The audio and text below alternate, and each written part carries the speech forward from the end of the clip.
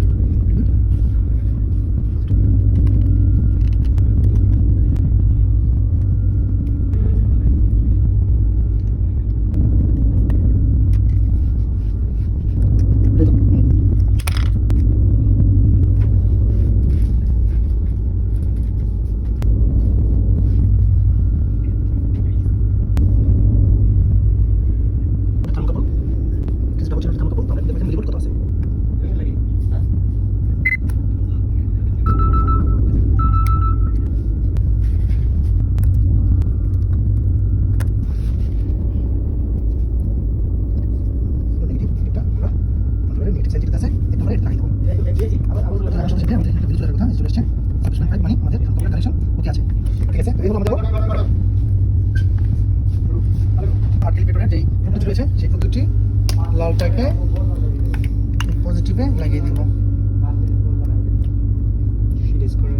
এবং ব্ল্যাকটিকে আমরা হার্ট ক্যালিব্রেটরের পজিটিভে নেগেটিভে যেখান থেকে আমাদের লুপ পাওয়ার আসছিল ঠিক একইভাবে এটা লাগিয়ে দেওয়া হয়েছে। আমরা এখন কানেকশন করব। তো এখন আমরা যাব কমিউনিকেশনে যাওয়ার পর আমরা যাব অনলাইন পুলিং মানে কানেকশন হয়েছে, কমিউনিকেশন হচ্ছে, নো ডিভাইস ইজ কানেক্ট। তো আমাদের কানেকশন চলে যাওয়ার কারণে সমস্যা হয়েছে। তো আমরা যাই আবার অনলাইনে। পুলিং মানে কানেকশন নিচ্ছে, আর লোডিং মানে হলো আমাদের প্রোগ্রামটা সে রিড করতেছে। যদি একটু দেখাতে চাই, এগুলো আমাদের ফুল কানেকশন। তো এখন আমরা দেখাবো শুধু প্যারামিটারাইজেশন। তো এগুলো আমাদেরটা পেয়ে গেছে। আমাদের এটা হলো ট্যাগ, এর ডিটেলসটা এখানে চলে আসছে, ডিভাইস স্পেসিফিকেশন। তো আমরা দেবো ওকে দেওয়ার পর ডিভিডি নেভিগেশনে আমরা চলে যাব। তারপর আমরা যাব ডিভাইস সেটআপে আমরা আইডেন্টিটিতে যদি যাই, আমরা এখান থেকে ট্যাগ লিখতে পারবো, এর number, pole address, manufacturing model, এটা কি মডেলের, আমরা এখান থেকে ভেবে সব ডিটেলসগুলো দেখতে পারবো। সফটওয়্যার রিভিশন কত সেটাও আমরা এখান থেকে দেখতে পারবো।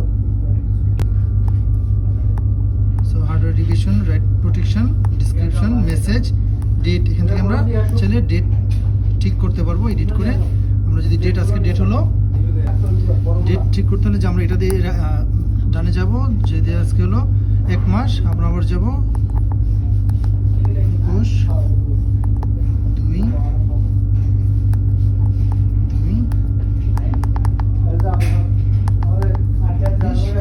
আমাদের ডেট ফিক্সড হয়ে গেলো। ডেট ঠিক ছিল, তাও দেখানোর জন্য করলাম। ব্যাকে যাই, কনফিগারেশনে সেন্সর কনফিগারেশনে যদি আমরা যাই, দেখা যাবে সিলেক্ট সেন্সর টাইপ। তো আমরা এখানে ভিউতে যে আমাদের কি আছে, কে টাইপ, আমরা এখান থেকে যেই কোনো টাইপ একটি অ্যাপ্লাই করে দিতে পারবো। আরটিডি রয়েছে আমাদের প্লাটিনামের, তারপর নিকেলের। তো আমরা আমাদের যেটা আছে ওইটাই দিয়ে দিই, আমরা চেঞ্জ করলাম না, চেঞ্জ করতে পারবো, সময় বেশি লাগবে। কে টাইপেরটাই চেঞ্জ করার জন্য জাস্ট অ্যাপ্লাই, এটাই দেন অ্যাপ্লাই। তো আমাদের লোডিং হচ্ছে, মানে অ্যাপ্লাই নিচ্ছে। তো অ্যাপ্লাই যে প্রুফ টাইপটা কি হলো আমাদের এখন বর্তমানে কে টাইপ, ঠিক আছে। আমরা ব্যাকে যাই, ব্যাকে গেলাম, সেন্সর ইন্টারনাল, তারপর রয়েছে আমাদের সেন্সর আপার লিমিট। এই সেন্সরটার লিমিট কতটুকু সেটা আমরা এখানে দেখতে পারবো, 1372। মিনিমাম ডিগ্রি দেখাবে কত, এটা হলো লোয়ার লিমিট হলো -270। আমরা যাবো ব্যাকে, তারপর যাবো প্যারামিটারাইজেশনে। সেন্সরের প্যারামিটারাইজেশনে আমরা এখানে আবার সেন্সরের টাইপগুলো দেখতে পারবো। তারপর আমরা দেখবো আপার লিমিট, লোয়ার লিমিট অলরেডি আমরা বলে ফেলছি। তারপর হলো লোয়ার লিমিট, আপার লিমিট, এখানে আমরা অলরেডি আপনাদেরকে দেখিয়েছি। মিনিমাম স্পিন হলো 50।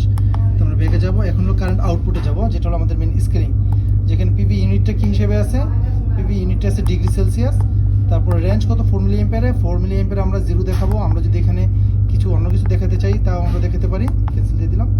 এখন কি আছে, 4 মিলি এম্পিয়ারে আমরা 0 দেখাবো, 150 ডিগ্রি।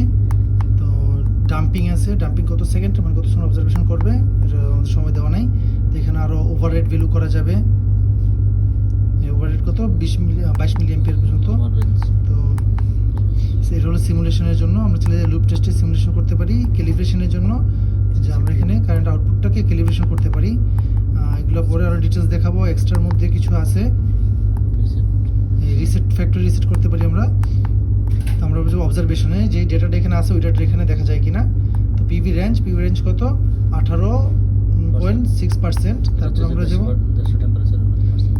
150 টেম্পারেচার কত পার্সেন্ট সেটা এখানে মিলি অ্যাম্পিয়ার কত দেখাচ্ছে আমরা সেটাও দেখতে পারবো যে আমাদের এখন কত মিলি অ্যাম্পিয়ার আউটপুট দিচ্ছে। পিভি সেন্সরের কত দেখাচ্ছে, যেমন দেখেন এখানে 17, এখানে 27, এখানে 27, এটাও সিমিলার আছে। তার মানে সুন্দরী। ইলেকট্রনিক্স টেম্পারেচারটা কত আছে, মানে এটার ভিতরে যে ইলেকট্রনিক্সটা আছে ওটার টেম্পারেচারটা কত আছে, এটা হলো 28।